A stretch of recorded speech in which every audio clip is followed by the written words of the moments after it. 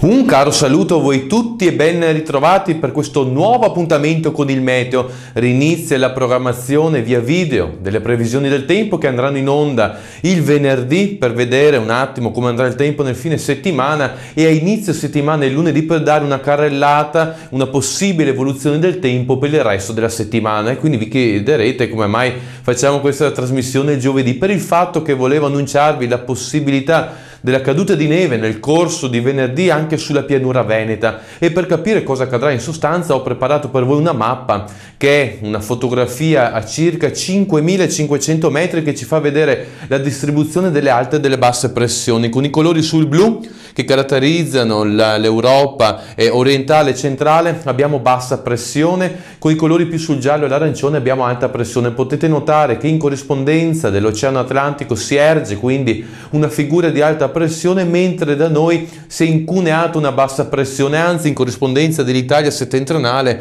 si può notare una curvatura delle correnti da sud-ovest. Questa fotografia riguarda la giornata di venerdì, anzi tra venerdì e sabato, ed è sintomatica del fatto che potrebbe esserci un peggioramento del tempo a causa poi dell'aria fredda che sta fluendo in queste ore. Possiamo dire che a partire da venerdì ci saranno parecchie nubi sul nostro territorio al mattino, mentre nel corso del pomeriggio, ancor più del tardo pomeriggio, inizierà a fioccare inizialmente da ovest e poi in spostamento verso est anche sulle aree pianeggianti. Queste nevicate interesseranno la serata e la nottata e le primissime ore di sabato, per poi allontanarsi verso est. È inevitabile che poi la giornata di domenica, che pare sia tranquilla a causa delle schiarite, avremo parecchio freddo. Per il fenomeno dell'albedo che è determinato dalla neve al suolo avremo temperature abbondantemente al di sotto dello zero anche sulle zone pianeggianti. Con ora ho detto tutto e ci sentiamo appunto nell'appuntamento di venerdì per dare una riconferma del tempo nel corso del fine settimana.